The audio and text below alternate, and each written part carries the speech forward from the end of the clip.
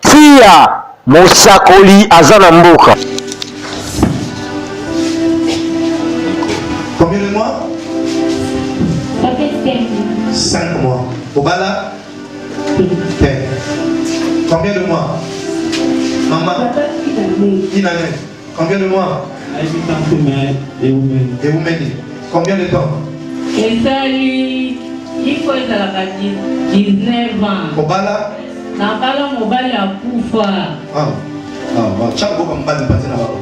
Babi kamukoloni. Babi kamukoloni.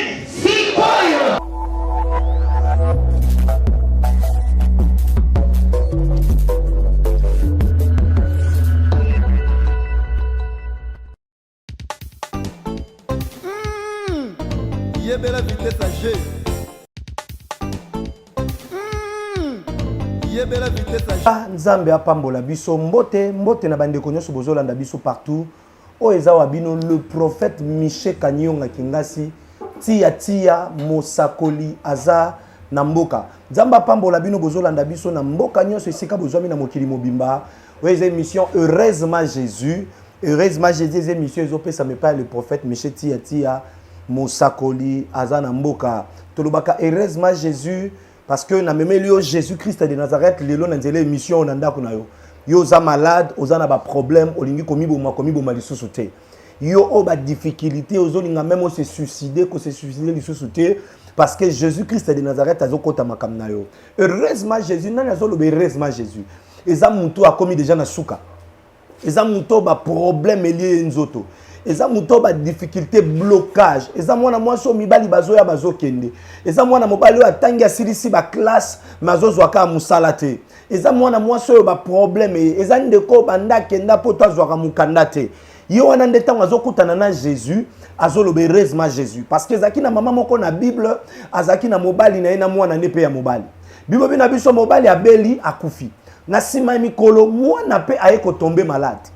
Or, moi, nazalaki espoir moko maman atikalaki nango. Et loko ka moko maman abandé kotale la mobali na eso katali mwana ne ya mobali abi o lisu nanga moko. Mwana ako sunganga. Mukolo mususu akobatela nga. Mukolo mususu na komi mukolo enda koboko langa. Mais il peut arriver que mwana ngo pe abeli na sima mikolo akufi. Espoir ya maman ekei. Makasi na nyo so ya nzoto ekei. Parce que akufeli mobali ya pe ko kufela mwana. Bana quartier pe ba komi oloba c'est que yenda za ndoki ye muta bomaka bango mais la Bible nous dit bazui mwana bazokende na ba kende kokunda ba komi na sortie ya porte ya ville po ba koma na cimetière batala boye na ngambu kuna mususu na libanda ya mboka groupe moko ezoya. Oh my god, bango bazomema mwana o aza fils unique ya mama na yesi akufa mais batala kuna boye groupe moko peso ya bazome mutu moko o aza fils unique ya maman na été maza fils unique ya papa na ye. Il s'appelle l'homme de Galilée, Jésus Christ de Nazareth. C'est lui que moi j'appelle le Bogart d'Israël. Soka kutani na bato apesa ka solution na ba problème a batu.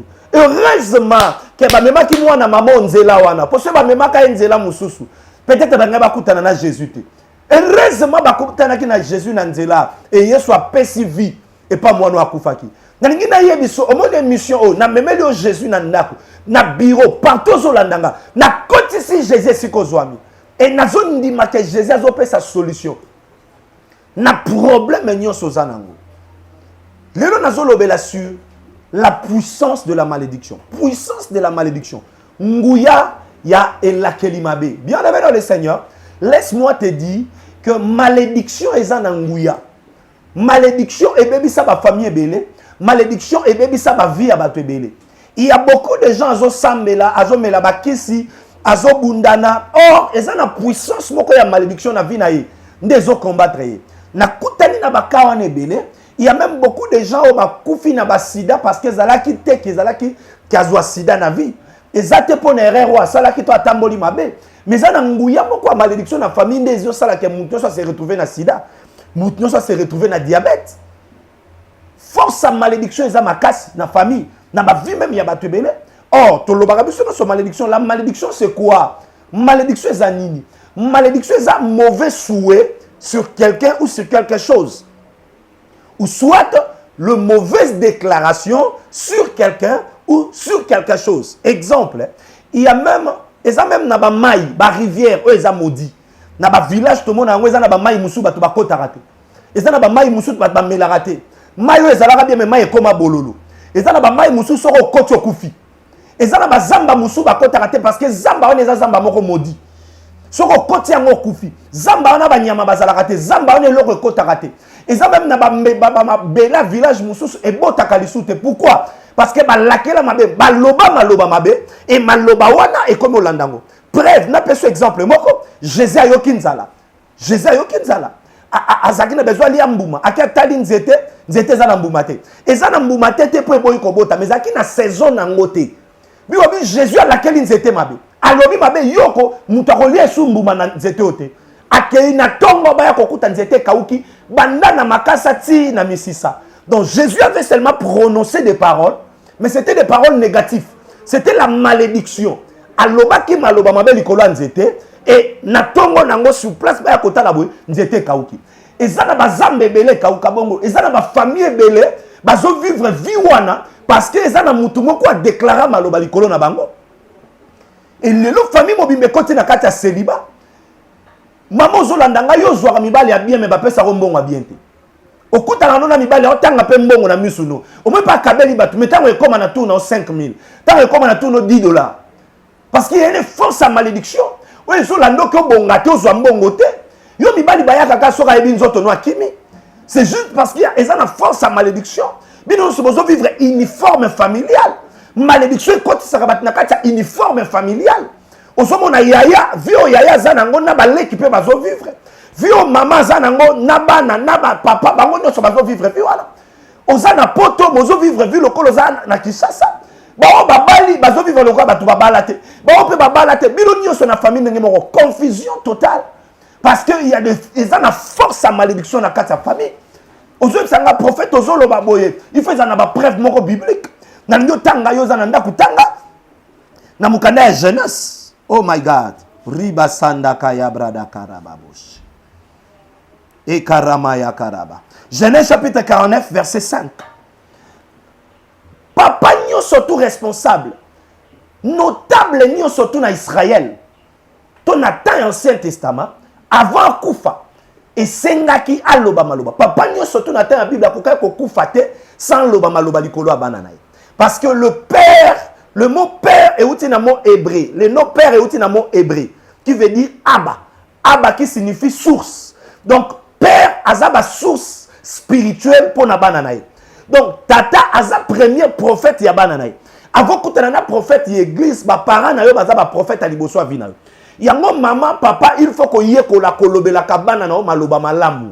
Parce que malobo zo loba yango nde ezoko ma vie pour na bango. Malobo tozoloba. Et comme il s'engage na moni maman moko sa bana ne moko mwana oyemo aboti. Aisa yo oko bongate zelo ko mona. Pour moi na latika la gomme na. Malobo zoloba parce que derrière chaque parole il y a un esprit. Malobo zoloba ezalolobi ngo na ndenga ba blague. Ezalolobi ngo na ndenga kanda. Yeba ke ezozwa vi parce que malobo za semence. Semence nyonso babwa ki na mabele suka suka bimisa kambuma. Yo malobo zoloba likola bana no za semence. Donc, on a verset 5, tout en Genèse chapitre 49, verset 1. Au moment où Jacob appela ses fils et dit, rassemblez-vous et je vous annoncerai ce qui va arriver, ce qui vous arrivera dans la suite des temps. Donc, c'est quoi? C'est la prophétie. Papa, aza papa na bango ya molimo, taza pasteur na bango te. Mais tato aboti bango. Abibo sangana na sabino makambo ko komela bino na sima mikolo. Ya ebaki amondeni. Parce que papa nyoso to pe mama nyoso aza premier prophète to prophétesse ya bana na ye. Nyoso zolo balikola famille no yango ezo salama. Yo kanisi malédiction kota na famille ngeni. Ezaka ke mutu moka sala alliance na monde à ténèbres, ba yebisi ke yo to peso mbongo, ou soit yo to peso succès, ou soit na ndenga kindoki yo to peso bokonza na monde à ténèbres, mais yo livré ka bana no bando bota me bando balate, ou soit bando bala me bando bota te. Donc ezala bongo, ou soit babando zwa mibali, mais mibali na bando sakana na bango, ou soit bakotanga mais bakosi sa classe te. Ou soit na famille na batno so bakufa na diabète, batno so bakufa na sida, batno so bakufa boy. C'est ça. Et mutuana est-ce à côté les ma alobika maloba que na famille nanga boye. Et ma kambouane comme ko salam. C'est ça qu'on appelle la malédiction. Oh my God. Verset 5. Genèse chapitre 49, verset 5. La Bible nous dit ceci. Siméon et Lévi, son frère, leurs glaives sont des instruments de violence. Que mon âme n'entre point dans l'air conciliable. Que mon esprit ne s'unisse point à l'air ensemble. Car dans leur colère, ils ont tué des hommes.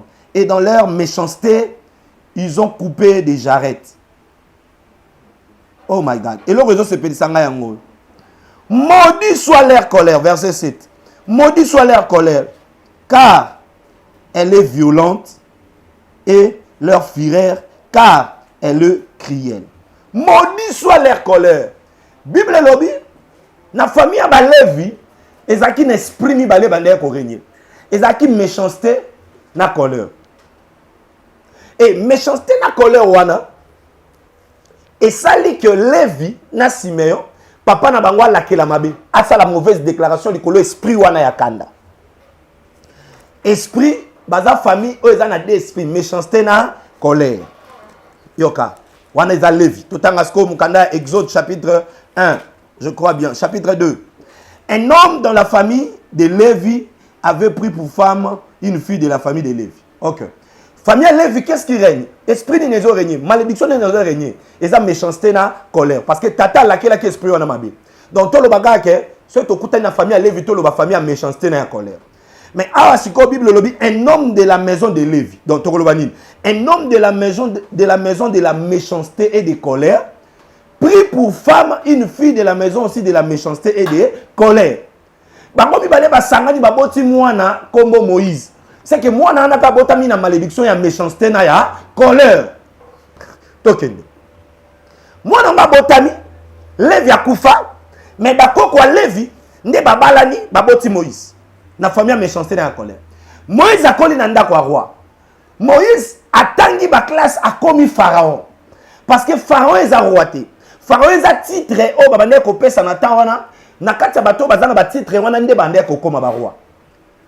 Exemple Nathan a biso lelo ba lobi que mutne sofa comme roi face à la exemple licencié. C'était comme ça. Et ça titre moko académique o batangi ba classe a commis Pharaon. Et ce qui mutanga comme roi, il faut à la tangi classe a commis na niveau wana ya Pharaon. Et Moïse avait étudié parce que Pharaon azalaki en place, yé alingaki a commis ça yé Moïse a remplacé. Lokola koko na yé quoi. Pour moi na ya Pharaon ya moi sinde mutalokota ki Moïse. Mais Bible lobi et comme il y a pembeni o Moïse alinga comme na place wana comme roi, abimi kaka boy amoni égyptien na Juif na Muyuda na mwana Israël bazobunda. Moïse kokola nya koli wana abande mona pende bando bunda. Wago mbote mama. Mbote papa. Tomoni yo awa osambelaka awa. Na sambela na leme pusa. Eloko nini pusa yo osambela awa pe eloko nini nzambe ya tia saela. Bon nzambe ya tia asaela nga ya kokama nzambe prophète Michel. Nazalaki en tout cas na maladie à cœur et tout ça nga makasi. Bon espoir binde zalaki te. Ba docteur ne ba yosenga ke na okufa kaka. Ata na sai nyoso na okufa. Mote mezaki ya kovimba makula ovimba. Bon biloko nyoso ba pegisanga na se na moyo na lia lisusu te. En tout cas tant on a yo okutana ndeko mobali moko ayebisinga ke ayokaki mosakoli azana mboka prophète tia. Ayo alandaki ye na témoignage moko ya papa moko azalaki na Chikapa. Papa wana azwaka kisi, botaka akutanaki na mosakoli, papa wana bikaki. Siko nga na yebisi nga bi, so nga na ke na kobika, abi na nga kende. Nde na yaki epai ya prophète Michel tia. Ozaki kobela maladie nini? Naki na problème à cœur. Na umelaki na pendant 5 ans. Bon tangu nyoso wana zaika na problème, na nayi kutu kolala ya kolala na lamukaka te. Vi na nga nyoso na lection na kisi. So na meliki site mo epe na lamuka ezate na melaki stongo pokwa. Mais tant on a okuta na prophète Michel mosakoleza na mboka tia. En tout cas abondela ipo na ngai kaka mukolango na ebisenga bisoki obondeli nzambe no abikisi ngai na kotikala na sena makono libela na okende su epa musute. Tant nzambe ne abondeli nzambe na ye abikisi ngai yango pe na tikala na leme puissant libela. Eloko nini ngoyesa bato bazolanda na tango. En tout cas, nazo yebisa bandeko bamitungisa lisusu te. Bango baza na problème ya cœur, baza na sida. Po na moni bato ya sida bazobika. Ba o nyusu baza na malade.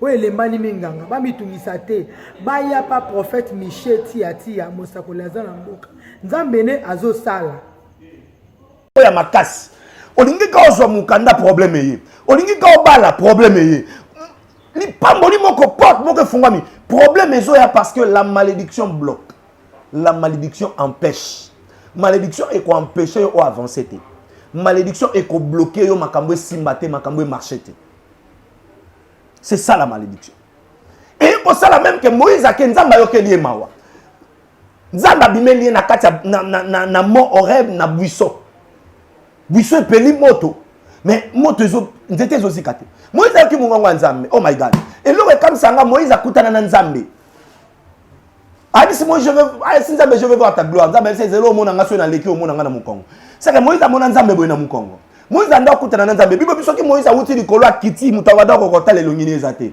mais nzambe Moïse abanda akutana naye apesi mission abimisaba na Israël mais nzambe ana longola malédiction te nzambe longola lien wana ya malédiction te zaki na kati ya Moïse nzambe atika ebongo osola nanga il y a des choses qui yo moko luki nzambe te pour que ça te que nzambe okita bomisela wango eza lokwa to sambela biso no nzambe apesa biso biloko olia nzambe apesa yo semulo lambi fufu otiona na mesa okomo osambela su nzambe lakisanga ndenga olia fufu il y a beaucoup de choses dans la vie yo moko faut soit décision eza na mwana nga moko église na bando olanda ye mingi ya église ya église te là la veille alinga ko la veille na c'est yo faut ça la prière la la église a boya jour muso na kena tongo na ki okuté pa na bango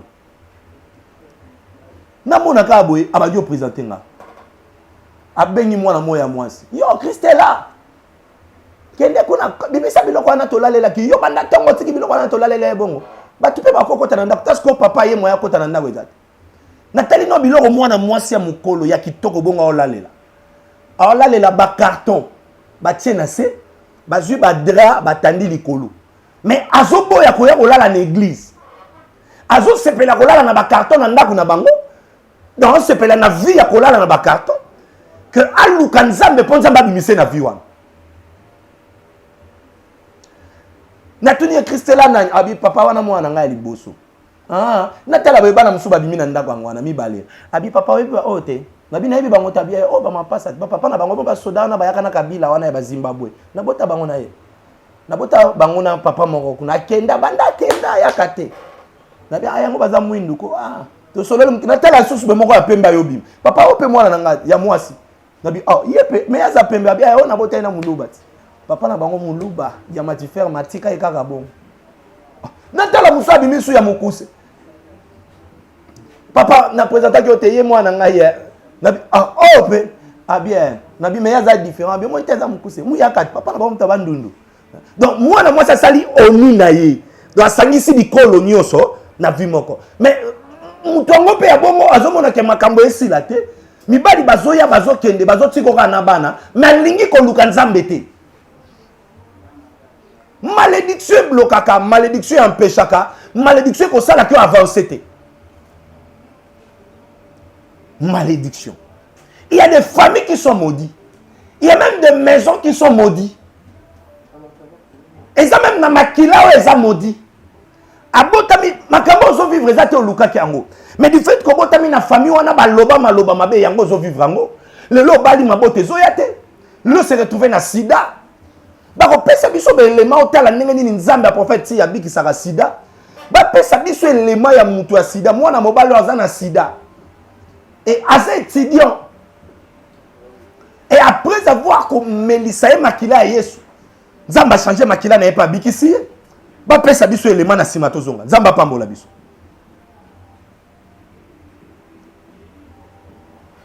nzamba pambola biso bomoni ndenge nini nzamba uto bikisa na malade ya sida sida ekei sida epakati mbango parce que na sida eyokaka kombo ya Yesu tango za na problème faut luka nzambe yo zo ndango za na sida ofandi okomino pe komela bakisi comme esclave ya bakisi mais toi na Jésus-Christ de Nazareth toi es capable de repérer sa solution na problème na yo malgré malédiction heureusement okutani na Jésus-Christ na nzela mission. Il y avait aussi une femme dans la Bible qui était courbée pendant 18 ans. Or, Jésus lui-même lui dit que Satan tenait lié pendant 18 ans. Que moi, Satan pendant 18 ans. Mais cette femme était une fille d'Abraham. Azaki moi Abraham, ça veut dire quoi? Na minute to ko lo bakazaki chrétien. Abande pe ko l'église ensemble là. Mais Satan a kangai pendant 18 ans. Elle était courbée. Azaki na kunki. Moi mon elongine ezate. Moi mon ataine ezate. Moi mon na beauté na ezate. Yo zo la ndango kenda musala ba ozo baninga meyo ba ozo ote. Bo te bolanda baninga génération ba obala meyo ba obala ote. C'est juste parce que spirituellement malédiction est courbée yo. Et zingi mutu na yo. Mais cette femme avait rencontré Jésus. Oh my God. C'est lui que moi j'appelle l'homme de Galilée, l'homme de 33 ans, le beau gars d'Israël. Et Jésus a dit, ces femmes, tu es délivré de ton infirmité. Moi, je suis habité. Et l'autre, on est tout sakayo. Au tour de témoignage, moi, je suis azaki na sida. Et Jésus-Christ de Nazareth n'a habité ici. L'immoral prophète Yangoua n'est pas assez écran.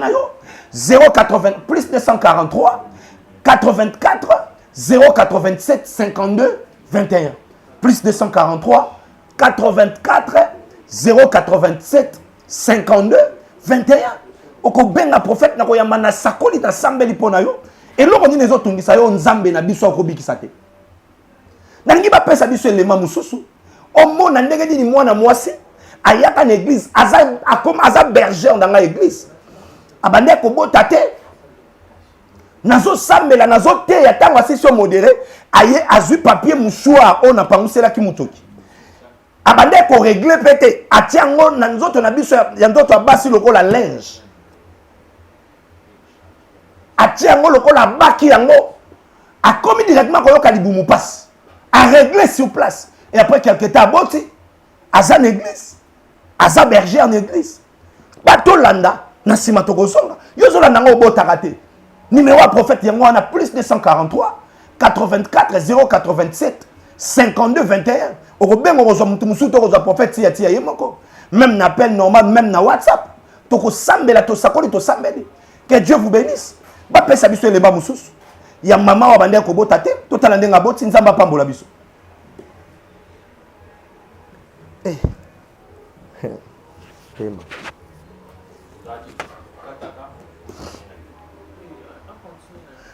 nzamba pambola biso bomoni ndenge ni nzambe ya prophète tia apesa ka mabota soki nzamba prophète ya ko pesa mama mabota combien plus fort yo ozo bota te na éviter problème ni zo déranger na éviter difficulté na ezani mais lelo na memeli yo solution.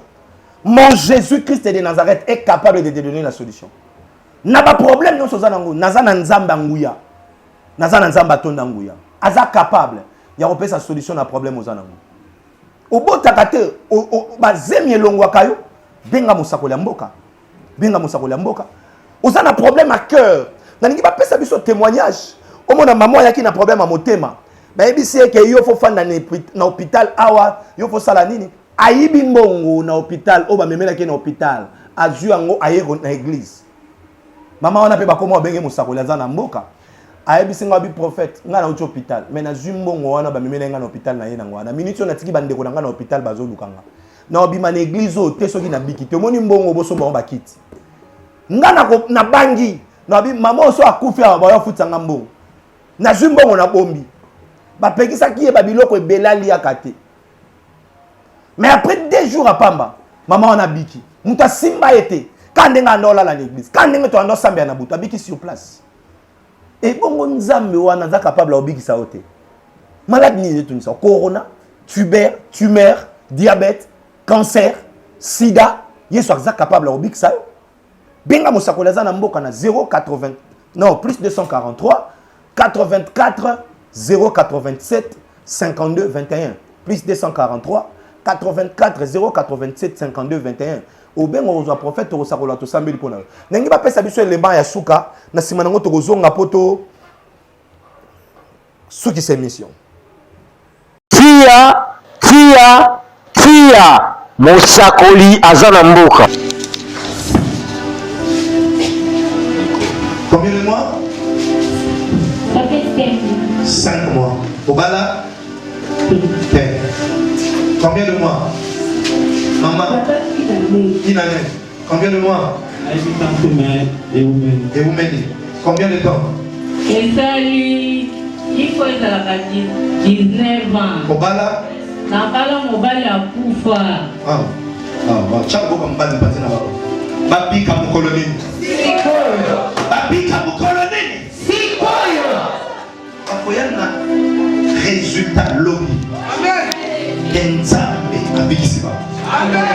esika Yesu aza eyebana. Amen. Na babilemo ya bikama.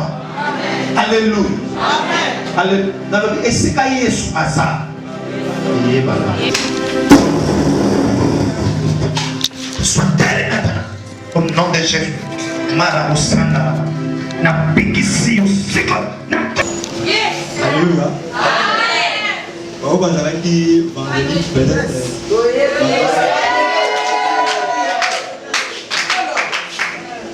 Ok. Nazwaki problème moko nasalaka Gillette nazokaka oke moto mwana azalaki na sida nazwaka mpe lobi nazwaki grâce et non vendredi nazwaki grâce basembele mpo na ngai lobi samedi nakende hôpital na sasi test balobi kesilieka.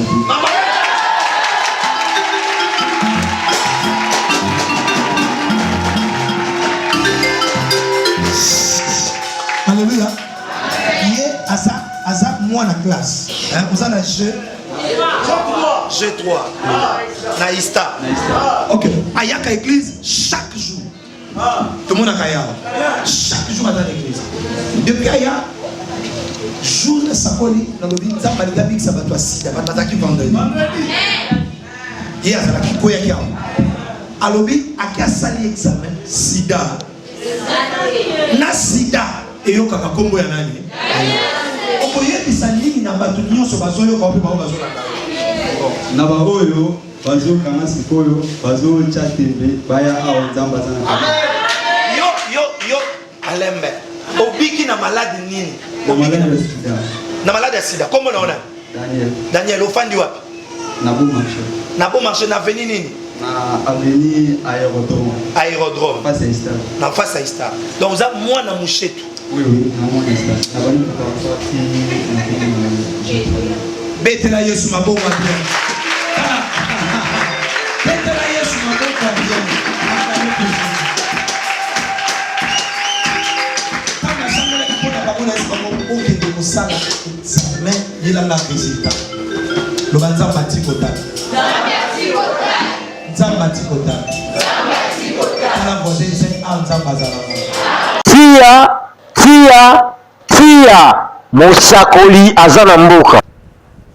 Nzamba pambola bino omoni ndenge nini mamo ayaki na malade abiki aboya kozonga ndaka fanda na église ndenge mo penza baza capable de robikisa nazana Jésus Christ azana solution mais eloko na koyebisa ezani que Yesu Masia aza Yesu mais dis-moi il y a des choses oh Yesu appelle ça ngoka pas ba membre famille. Pourquoi? Parce que tu ne peux pas hériter dans la famille que tu n'appartiens pas. Wana to lobela ngo mko alobi. Na ngi chaque jour za la ka brancher na chaîne oyo. O banda Rolanda biso na direct. O banda Rolanda ba maté ya prophète ya chaque jour ba numéro na nga yango wana. Na ngi na sambela pona oza malade. Oza na problème. O ezotungisa yo. Oza malade simbe siko zo kapasi. Oza na problème tcha loboko na mutema na yo. Je veux prier. Seigneur, le Dieu de la Bible, le Dieu des esprits des prophètes. Je te bénis, je te loue, je te rends grâce pour ces moments précieux que tu nous as accordés. Merci pour ta parole, merci pour l'onction. Na bondeli ke muto so landinga o azaki malade azala guéri. Azaki na problème azwa solution. Nzamba milimo basakoli. Nzambo abikisaka. Bikisa maman aza malade, bikisa papa aza malade. Bikisa ndeko mwasi pe ya mobali aza malade. Ndeko aza na ba problème azolandanga pe sa solution. Yamba miracle na yo. Na kombo à Jésus. Ndetolobi. Amen. Que Dieu vous bénisse. Nzambe ya prophète ya pambola bino. Wana ezaki mission tolobaka heureusement Jésus. Orlande mission heureusement Jésus chaque jour na chaîne Oyo et puis tokobanda même koleka na direct. Na direct tozwa temps ya kobenga na ya kosolola. Mais émission oroki kobenga na koyamba pe na kosakola pona. Numéro na nga yango wana eza na écran na yo. Plus 243 84 087 52 21. Que Dieu nzamba pambola chaîne Oyo. Nzamba pambola yo landinga. Merci beaucoup.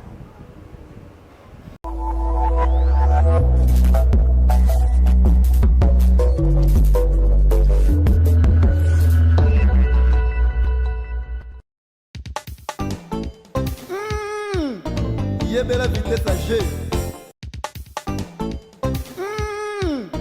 Yebela vitesse à